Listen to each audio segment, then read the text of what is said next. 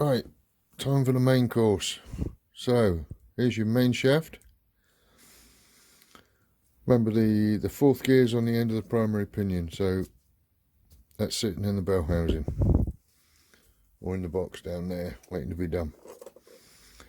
Taking off in order, so from the rear of the box, you've got a distance washer. Lubrication grooves are on the outside, so they're up against the back of the box. Fourth gear. Fourth gear. Synchro cone. And the bush that it sits on. Bush needs to be the right way round so that it lines up with lubrication holes in the gear. Synchro cone, need to check the teeth on that just to make sure none are chipped. These are quite reasonably priced. They're not that dear to replace. Certainly not as dear as the cones. Again, it's worth going around all there, making sure all the teeth are all in place. To one side.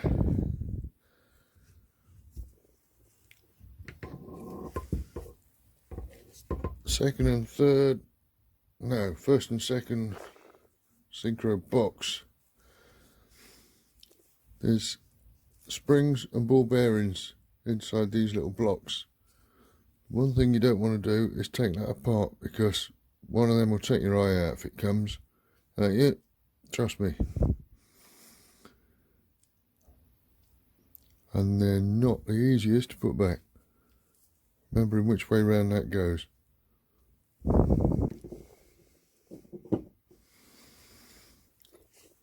Synchro cone for the third gear. You'll notice on the cones there's 3 slots. They drop into where those blocks are. That is everything that comes off the back end. What are we on? Fourth, third, second gear. From there forward needs to come off the front. So third and fourth synchro just slides away.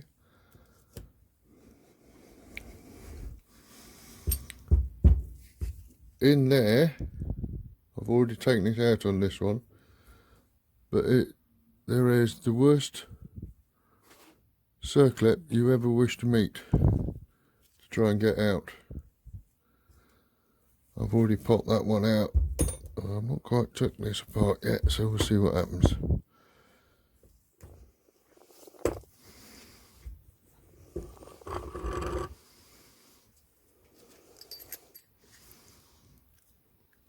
Got a thrust washer behind that circlip. Third gear.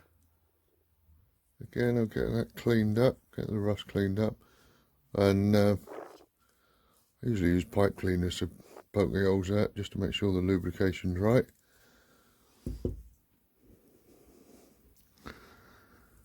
Then this bush, there we go, look, I thought it might be. This is broken. Quite a common fault on these. And that gear then slide gently off.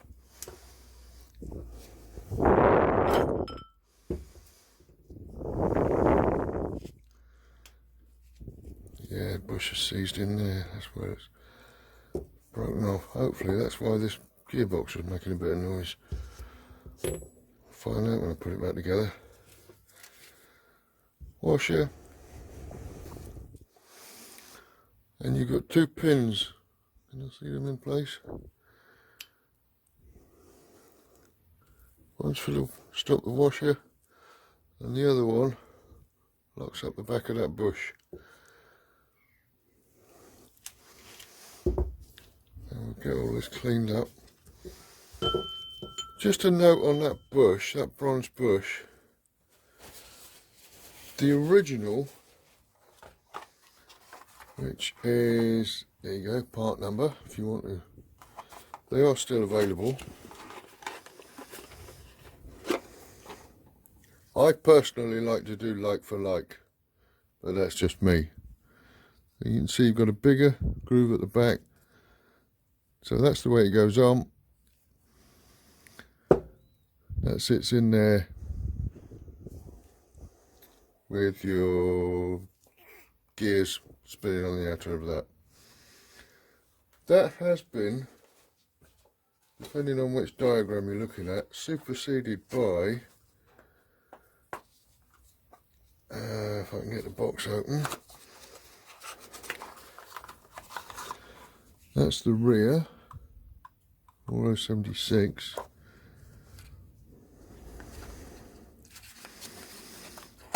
And then the front, 4077.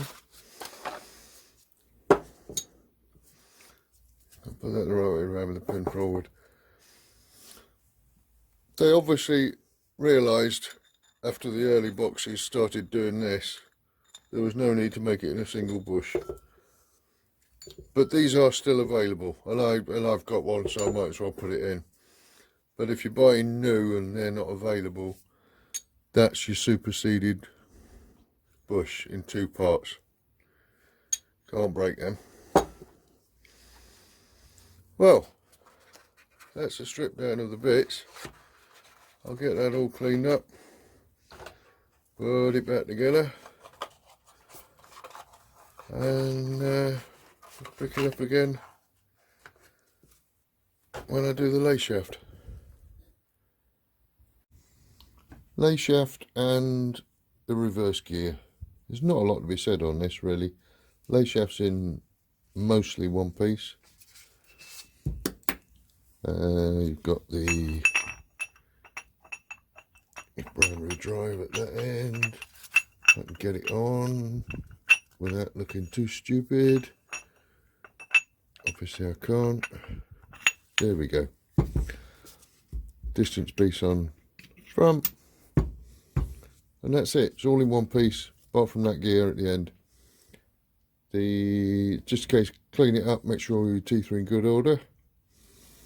The rear bearing comes in 2 parts, which is a bit tense. The back outer shell of the bearing needs to be tapped into the box very, very nicely.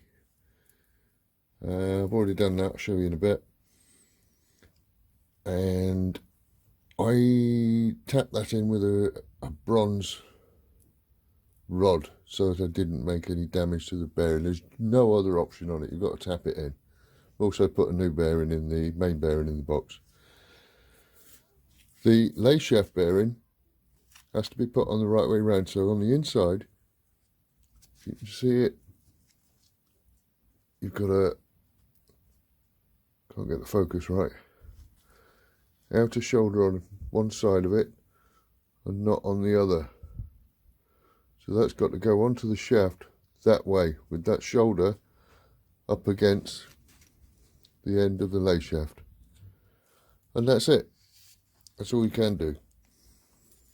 Reverse. Remember how nice those teeth looked? Lovely. Look at that. New thrust washer and spacer. They go in that way round. So that goes into the box. Press that into the back of the box, catching that on the way, and in it goes. Now here's one I bought earlier.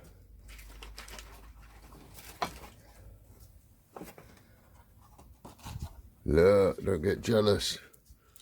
Nice new reverse. And if you buy the part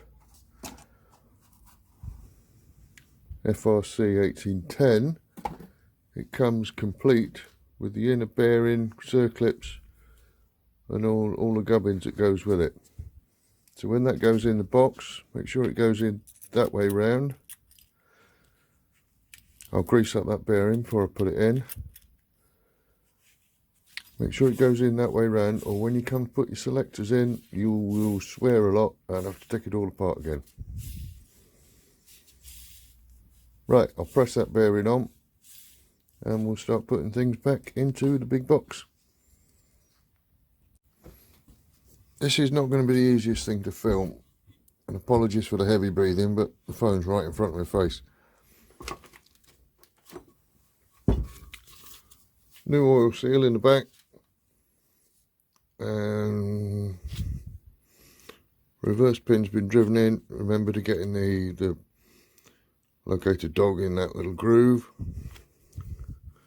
Bearing all greased up. I know it runs in oil, but I like to grease them up when I put them in. You can't really see because it's dark. Reverse in position. So you've got the selector groove at the back, thrust washer, then the spacer. Then all you need to do is insert the shaft. Then you've got to be a bit gentle with it because it needs drifting into that bearing. So let's put it in. Oh, that's heavy.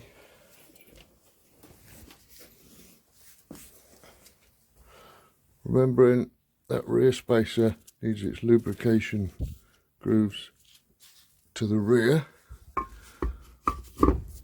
and I am not going to be able to do this without getting in the way, so there it goes.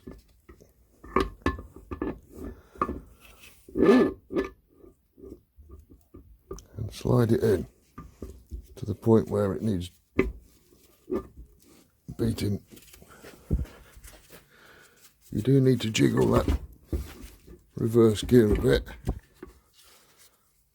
We'll come back to that when I've got it jiggled. Like I said, it's not going to be the easiest thing to film. Main shaft in position. You do have to give it quite a substantial beating to drift the end of the shaft through that sparkly new bearing that you just put in. So I made up a bit of a box, only some bits of 4x2 ply, holes in all the appropriate places. Much easier to beat when it's standing up, and do it with something that's not going to damage the end of the main shaft.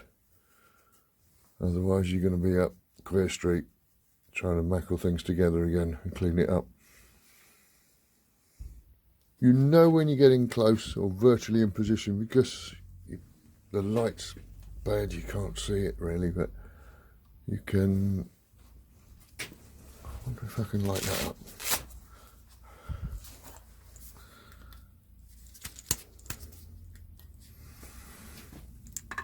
You see the reverse gear in the back.